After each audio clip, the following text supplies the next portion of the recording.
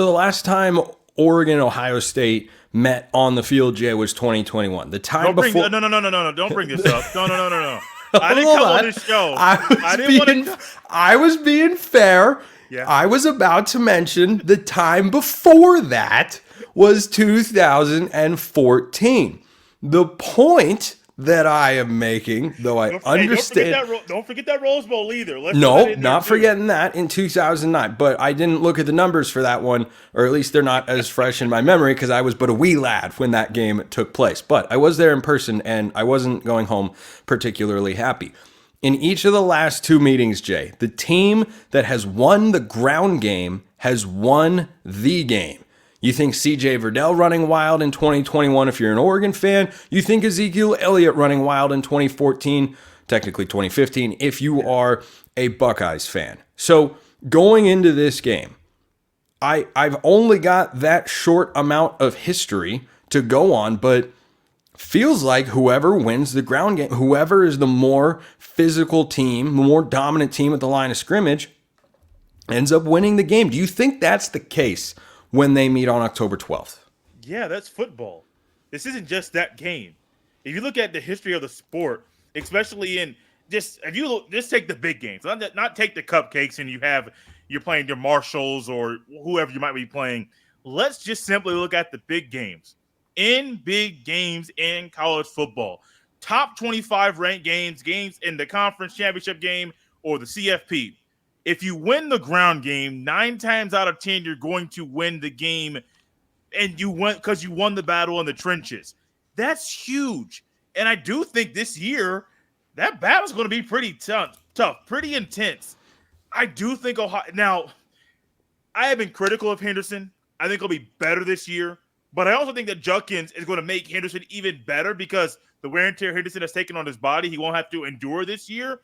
And I do think that those two guys together will be phenomenal. Well, phenomenal early. I think they'll be just fine in the game against Oregon. I know it's on the road. I don't know if they've announced what network will broadcast that game. I expect it to be a Fox game, but still, I think Fox will make that a night game for people in Oregon, not a morning kickoff for people out there in Oregon, and I don't blame them for that. But I do think, though, yes, the team that wins the battle in the trenches will win this game. I look at where Oregon is at on both sides of the line of scrimmage, and I feel exceptionally confident. You've got basically 4 starters back from last year's offensive line. You lost Stephen Jones and Jackson Powers-Johnson, but Jones was replaceable at any point in time with Iapani Lalaulu, who slides over to play center this year. He also subbed in regularly for Marcus Harper at left guard, so I consider him a starter. So I've got 4 starters back on an offensive line that finished, I think, top 8, 10, 12-ish for the Joe Moore Award given to the best offensive line in college football. Then you look at the defensive line. Oregon was vastly improved last year. They were a really good unit. They got after the quarterback. They did not get killed on the ground. I think their defensive line is even better this year, especially getting Derek Harmon, a guy who you've seen play before at Michigan State. That's not a small addition there. Jamari Caldwell, the Houston transfer, is also a beast, and I think is right now amongst Oregon fans kind of flying under the radar. Jordan Birch is going to play on Sundays after this season. And then you've got the edge guys who really go 5 deep if you factor in 5-star true freshman Elijah Rushing this year, which you don't have to because then you go 4 deep with the other guys. So when you look at Ohio State in the trenches, Jay, how do you feel about those 2 units on either side of the line of scrimmage? Because I'm just telling you from an Oregon standpoint, Duck fans cannot feel a lot better about how they're going to match up in the Big Ten. So defensively, let's start defense first. Ohio State, and I say every day we get this stuff all the time. Ohio State's defensive linemen, they're going to get 4 guys drafted in the upcoming draft in 2025. Both defensive ends are locks to be second-round picks right now. I think Tuimoloau, second-round pick. Jack Sawyer, second-round pick. Tyleik Williams will probably be a first-round pick. If he keeps playing and progressing like he is, he will be a first-round pick. And then Ty Hamilton is one of those guys where you're probably lesser known. His brother, Devon Hamilton, was also an Ohio State Buckeye, now playing in the NFL. In Devon Hamilton's final year, took a leap in the right way that ultimately got him drafted. I believe Ty Hamilton will be the same way, probably a day 3 pick. So defensive line, I think they're full of disruptors. They're full of guys that are ready to wreak havoc, and I think that they'll be one of the better defensive lines in the conference this year, even in an expanded Big Ten. Offensive line is a different question. Now, you have 4 of your 5 returning starters from last year still on this team, so it's like, wait, why is there a question? Left tackle Josh Simmons, it was a transfer from San Diego State, played good last year once he got his feet under his belt to realize how to play at this level. He is going to be fine. Left guard Donovan Jackson has not lived up to his recruiting, has not lived up to the hype. I wonder and I question how if he'll get better in the upcoming season. You bring in a transfer in Spencer McLaughlin from Alabama. I don't think he should be center. Great last name. Great last name, that guy. It is a great top last tier name. Now, I don't think he was a great center. I think he's a better guard. I think he'll be a better at guard than center. But then you have Carson Hinzman, who I think is a better center, and Josh Fryer, who I don't think is a good right tackle, better at guard, but I don't think he's the best option to be the right guard. So you have 4 of your 5 starters from a year ago still on this team, but there's a lot of question marks there. And my belief and trust that Ohio State coaches will put the right guys in the right positions is not very high right now. So it's very weird. I have great confidence in the D-line. I got questions still about the O-line at Ohio State. A question came in from an Oregon fan about Ohio State, about Ryan Day, saying he's clearly a great coach that's doing a great job. What's the pulse of the coaching future? Is it loudmouth casual fans or true fans that question him? Your take on that is what? No. So I don't really talk for casuals because I ain't that, and I'll never be one of them when it comes to this team. I'll speak for the diehards, or at least the people that are like myself that try to be as realistic as possible.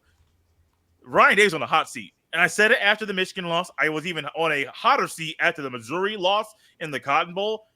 If this man loses to Michigan once again, what are you keeping him for? As great of a coach as he is, and you are Ohio State, and you're able to get whoever you want.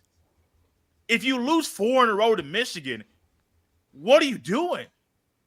Especially when you have a new AD in Ross Bjork, who comes to Texas A&M, who understands what it is to spend a whole lot of money on a football program. That can't happen, especially when Michigan's going through losing Harbaugh. They promoted Sharon Moore. They're not going to be the team that they were last year over the past few years.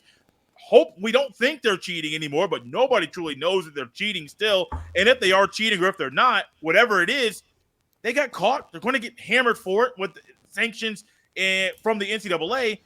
You can't lose once again. And I'm a person, even going into 11-0 last year against Michigan, I was still concerned and thought, hey, yeah, Ohio State, they're really good, but I don't know if they're going to win this game. I don't want to go in that game again this year and have that same feeling. That's just me as a fan and as an analyst. I don't want to go into that game with that feeling. However, the one way Ryan Day can redeem himself, if he loses that game, goes on to win conference, goes on to win the national championship, it's kind of hard to fire a guy that's lost 1 game and won the Natty.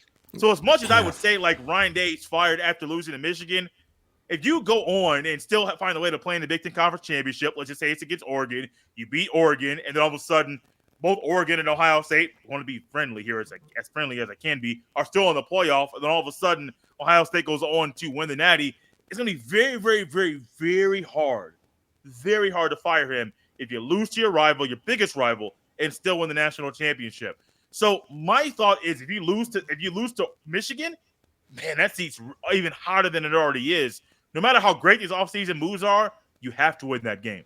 Yeah, and I think with Michigan not expected to be as good as last year, which they shouldn't be, that adds to the pressure of that game. Yes.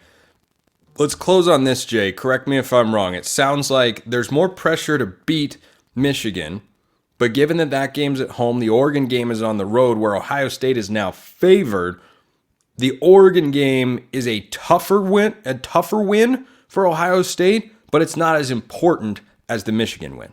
I think the Michigan win's tougher. I think even though Oregon may be a better football team. You think Michigan at home is a tougher game for Ohio State to win this year than Oregon on the road? I don't think you realize what is going to be said about this team that week and throughout the offseason. That's true. And what even though it's at home, the last time these two teams played in the shoe at Ohio State, Michigan won the game. So I don't think the venue truly matters in this senior class. They have not beaten Michigan. And so there's a lot riding on this game And plus, that game's always, the players always say it, that game is always the most physical game and the most mentally tough game that players have ever played. No matter if it's a really good Penn State team, really good Oregon team, whatever. That game is always the toughest game of the year. Then you add in losing 3 in a row. You add in what it would mean to simply beat them if you are Denzel Burke or Tuimoloau or Sawyer or any of those guys that are in that recruiting class. That game is going to be tougher. That's Jay Stevens, Locked On Buckeyes. I'm Spencer McLaughlin, Locked On Ducks. Jay, thanks so much for getting together. Always a fun time. Drop your thoughts in the YouTube comments. Jay, that was kind of a hot take there to end the show. I don't think Oregon fans are going to like that take very much, but you know what? That's why we talk, we debate. Thank you, Jay. Hey, man, I really enjoyed it. Got to do it again soon. Abso-freaking-lutely. Appreciate everyone listening. I will see you next time. Until then, have a wonderful rest of your day. And for all my Oregon fans, as always, go Ducks. Go Bucks.